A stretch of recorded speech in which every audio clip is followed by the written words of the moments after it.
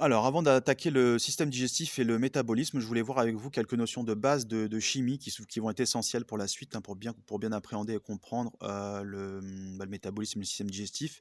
Vous inquiétez pas, ça va être très très simplifié et on va surtout, le but étant, c'est de l'aborder sous un angle un peu différent, voire surprenant, que ce soit vraiment intéressant pour vous.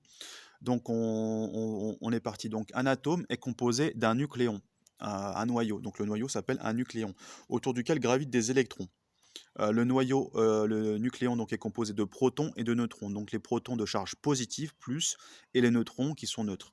Les électrons, eux, sont de charge négative. Juste pour vous donner un ordre d'idée de grandeur, il faut savoir qu'imaginons que du coup on fasse grossir le nucléon, donc le noyau de la taille d'une bille de stylo-bille, qu'on place au milieu d'un terrain de foot. Le premier électron se situerait à l'autre bout du terrain de foot. Je crois que c'est 50 mètres à peu près. Donc, voilà, si on fait grossir le nucléon, donc le noyau de la taille d'une boule de billard, eh ben, on aura notre premier électron qui se situera à 3 kilomètres.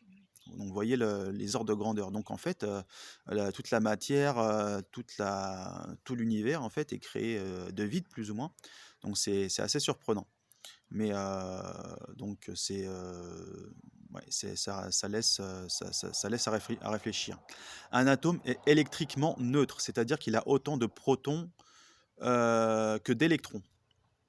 Donc il est électriquement neutre.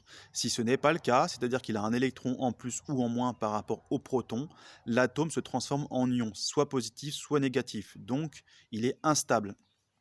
Un ion instable électriquement va chercher à s'unir ou à échanger des électrons avec un ion opposé. C'est cette instabilité qui crée et qui génère le mouvement. Donc c'est valable pour les notions de chimie, mais pas que, sur toutes les notions. Donc c'est une loi universelle, cette recherche perpétuelle de l'équilibre qui génère le mouvement.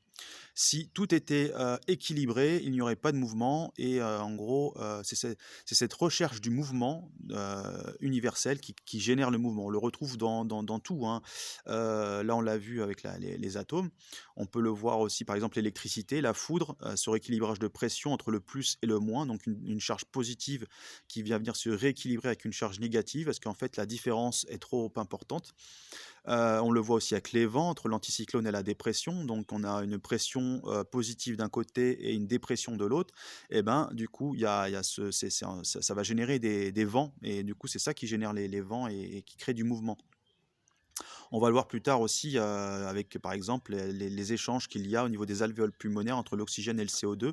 C'est tout simplement, les barrières sont tellement fines entre du coup le capillaire sanguin qui est collé à l'alvéole et du coup l'alvéole en elle-même, ce qui fait que du coup c'est tellement fin que ça passe vraiment comme dans. Donc c'est juste un rééquilibrage de pression, c'est-à-dire du coup quand l'oxygène, l'air inspiré arrive au niveau des alvéoles pulmonaires, et il va venir en contact avec du coup du sang chargé en CO2 et très, très faiblement en oxygène. Et ben en fait, il va y avoir un rééquilibrage de pression. Faut imaginer, pour prendre un exemple, par exemple une rame de métro. Une rame de métro qui est bondée, et le quai qui est vide. Qu'est-ce qui va se passer quand les portes vont s'ouvrir? Il va y avoir un phénomène qui va aller dans le sens plutôt du train ou du métro vers le quai.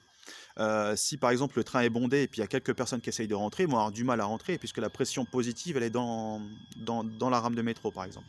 Si c'est l'inverse, par exemple les gens sont sur le quai et le train à l'arrivée est vide, bah alors ça va y avoir une facilité pour rentrer, remplir du coup le train. Et à un moment donné, il va y avoir un équilibrage entre les deux. Et ben, c'est ça qui se passe, c'est comment dire, cette loi universelle de rééquilibrage des pressions, rééquilibrage du plus avec le moins qui génère le mouvement et donc la vie. Donc pareil, ça c'est une loi qui est très intéressante et qu'on peut retrouver, vous pouvez le retrouver dans tout en fait, hein. Voilà, c'est cette recherche perpétuelle de l'équilibre qui génère le mouvement et donc la vie.